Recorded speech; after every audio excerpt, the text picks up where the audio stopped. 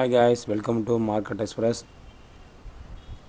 வங்கித்துறையில் பார்த்திங்கன்னா ஒரு தவிர்க்க முடியாத ஒரு பங்கு எடுத்திங்கன்னா கண்டிப்பாக ஃபெடரல் பேங்க் சொல்லலாங்க.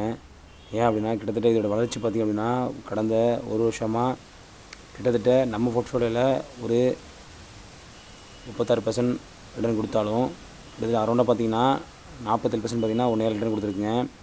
எந்த ஒரு மூமெண்ட்டுமே இல்லாமல் இருந்த அந்த 1 மந்த்தாக பார்த்திங்க அப்படின்னா இந்த லாஸ்ட்டு 1 டேயில் மிகப்பெரிய மாற்றத்தை நமக்கு கொடுத்துருக்கு. ஏன் அப்படின்னா பட்ஜெட்டிங்கில் நமக்கு ஒரு நல்ல ரிசல்ட் கொடுக்குற ஒரு பேங்கிங் செக்டரை கண்டிப்பாக அமைய நினைக்கிறேன்.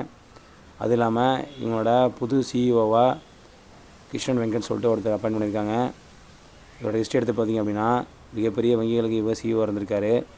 ஸோ அதனால் கண்டிப்பாக இந்த பேங்கிங்கில் ஒரு மாற்றம் வரும் எதிர்பார்ப்போம்.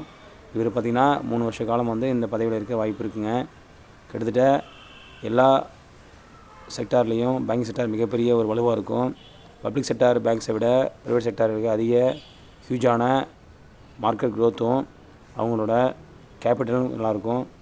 அந்த மட்டும் பொறுத்து பார்த்திங்கன்னா இதோட மார்க்கெட் கேப்பை கிட்டத்தட்ட 47,000 கோடி இருக்குங்க அரௌண்டாக. உங்களுக்கு B ratio BP ratio compare பண்ணும்போது பார்த்திங்கன்னா இப்போதைக்கு ஸ்டாக் ப்ரைஸு கொஞ்சம் ஹை வேல்யூவாக இருந்தால் கூட போன ஒரு 2 குவார்ட்டராக எடுத்திங்கன்னா இவங்களோட மார்க்கெட் கேப்பு நல்ல ஒரு மூமெண்ட் ரெவன்யூ ஆகிட்டுருக்குங்க. உங்களுக்கு ப்ராஃபிட் சரி இயர்லி க்ரோத் எடுக்கும்போது ஒரு மிகப்பெரிய பூம் கிடச்சிருக்கு. கிட்டத்தட்ட ஒரு 1000 கோடி ரூபாய் பார்த்திங்கன்னா ஒரு கேபிட்டல் இருக்குது. நெட்ஒர்த் பார்த்திங்க அப்படின்னா இயர்லி உங்களுக்கு இன்க்ரீஸ் ஆகிட்டு இருக்குது. உங்களுக்கு ரெவன்யூ கம்பேர் பண்ணி பார்த்திங்கன்னா குவார்ட்டர் பார்த்திங்கன்னா நல்லா இன்க்ரீஸ் பண்ணிருக்கு.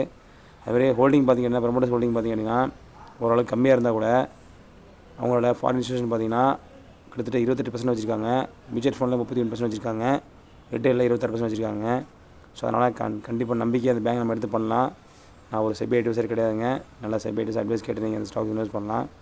ஃபெடரல் பேங்க் பொறுத்த மட்டும் ப்ரைவேட் செக்டர் பேங்க் தாங்க. பட் பார்த்திங்கன்னா ஓவராலாக க்ரோத் எடுக்கும்போது சாதாரண 2002 ₹2 லிஸ்டான கம்பெனி இன்றைக்கி மிகப்பெரிய வளர்ச்சி அடைஞ்சு ஆனால் நமக்கு பார்த்திங்கன்னா ஒரு மிகப்பெரிய ஒரு லிஸ்டிங் கொடுத்துருக்கு. ஸோ அதனால் கண்டிப்பாக ஸ்டாக் நீங்கள் கன்சிடர் பண்ணலாங்க.